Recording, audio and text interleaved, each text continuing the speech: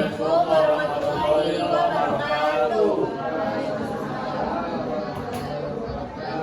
Ini dari kelompok 1 ingin berkenan dengan partitur Gaya Lorenz. Sebelum itu kami ingin memperkenalkan diri. Aku Zihni, direkturnya dari absen 7. Aku Ensi, depan dari absen 1. Aku Erlan dari absen 8. Aku ada dari absen 2. Jadi di sini kita akan membahas tentang Gaya Lorenz. Jadi sebelum dibahas, ada yang udah tahu belum pengertian dari Gaya Lorenz? Ada yang tahu tadi kasih tadi. Ya, Sob. Yang tahu video kalian dulu aja, apa sih Gaya Lorenz itu? Nggak tahu loh. Jadi Gaya Lorenz itu, dia bakal timbul kalau misalnya kekuatan arus listriknya itu bergerak atau berada di dalam suatu medan magnet. Terus, magnet dari Gaya Lorenz dia tuh nilainya tuh besar, terus memiliki arah. Nah, arahnya itu bisa ditentuin sama kaidah tangan kanan yang bakal dijelasin lebih lanjut lagi sama Azhar. Ya, di sini kita langsung ke rumusnya aja.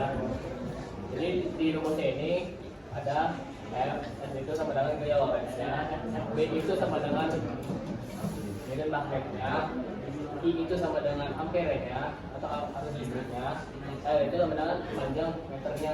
Jadi kalau dipakai kaidah tangan kanan itu diarahkan sebagai I-nya itu sebagai jempol yang ke atas. Kalau yang arah medan magnetnya itu sebagai B, itu 4 jari ke sini, ke kanan atau ke kiri. Dan F itu adalah arah gaya magnetnya dari depan ke belakang. Nah, atau juga kaidah tangan kanan juga ada yang ini juga nih. Ini juga sama, halnya ini B, ini I, dan ini Gaya Lorenz. Oke, alat dan bahan yang diperlukan buat melakukan praktikum motor listrik sederhana ini, pertama ada baterai, ada kabel tembaga, magnet, peniti, tempat baterai, papan alas, gunting, lem, amplas, dan korek api. Nah, jadi apa yang kita bisa pelajari dari praktikum ini? Ada ya, ini. Nah, ini bisa dilihat ya, ini hasil praktikumnya. Gimana kalau kita letakkan magnet di sekitar si kawat ini, kawatnya itu bakal bergerak. Jadi, apa kesimpulannya? Jadi kalau yang tadi dijelaskan sama Ensi, kalau suatu benda konduktor listrik diletakkan di daerah yang dialiri arus listrik, lalu diletakkan juga di sekitar medan magnet, maka benda itu akan menghasilkan gaya dan bergerak.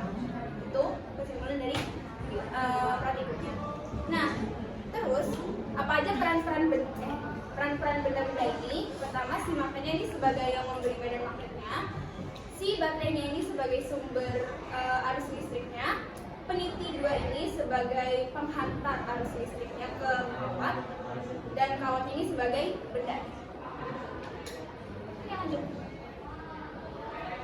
Oke, segitu aja presentasinya. Aku buka sesi tanya jawabnya. Apakah ada yang mau bertanya? Oh, enggak. Apa? Aku Nadia dari absen 25. Boleh dibantuin pakai kaidah tangan kanan yang arus. Oh, bisa.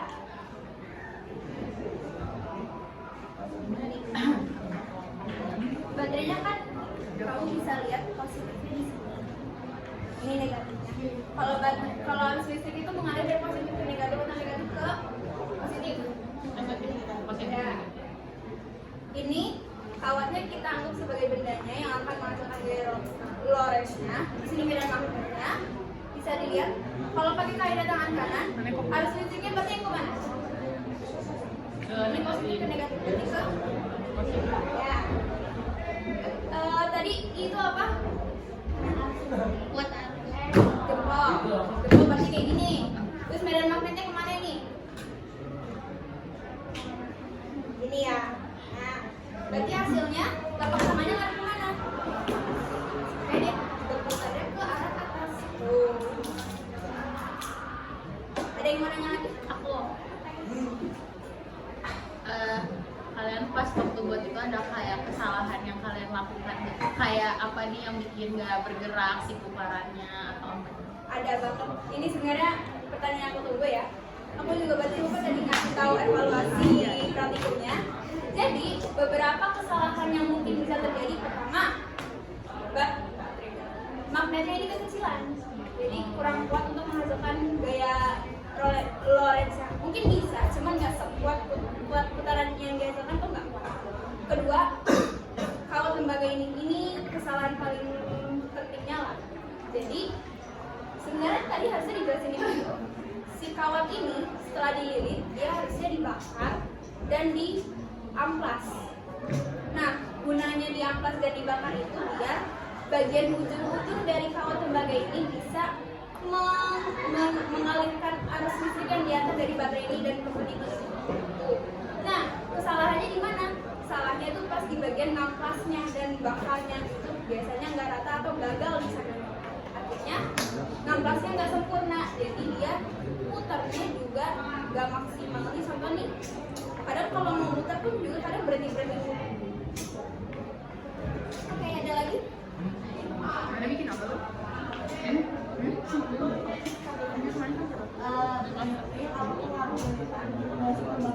Oke, pengaruh lilitan berarti kita ke rumus ya. Rumusnya tadi bisa balik ke rumus.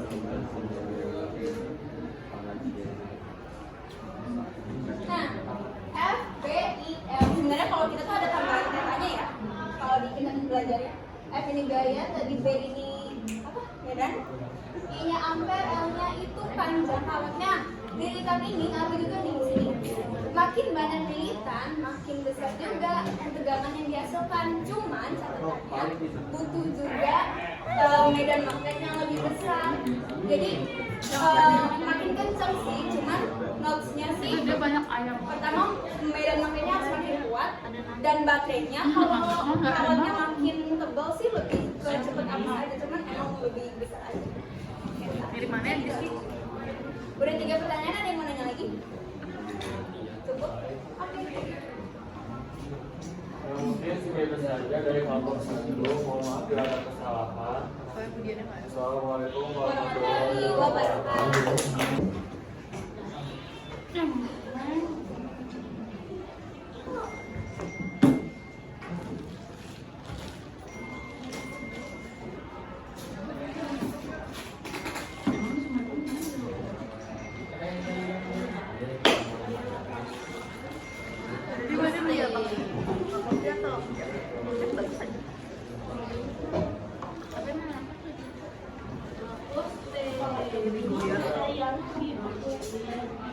Goyah tuh berapa? 30 juta anjing, 60 juta anjing. Dan berapa ya? Yang mini goyah. Jadi banyak juga banget.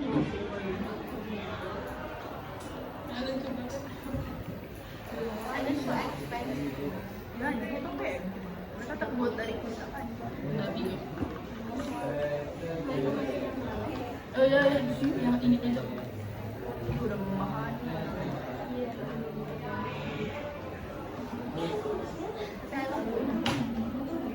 Lu setawain pengen hijau.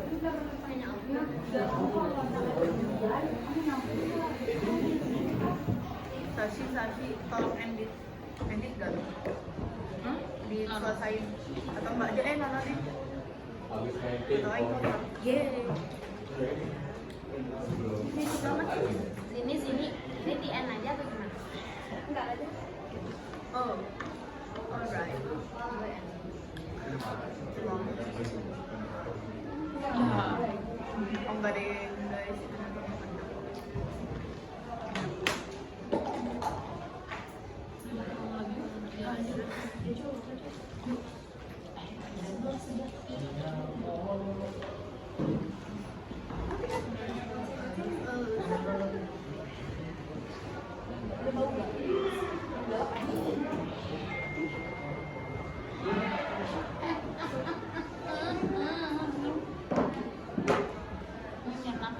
Diam. Berisik. Dia ngelawan aja. Lihat dia aja.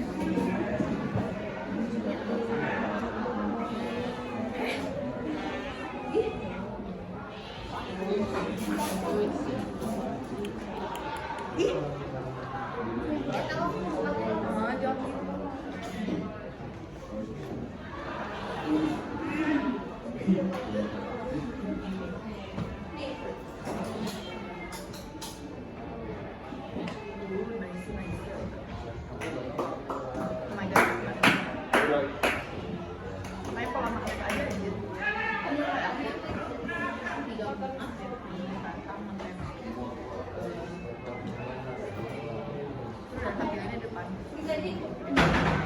Ada lagi? Oh iya tadi siapa yang nanya? Luna dan Aku. Masanya itu? Masih Aku moderator sih.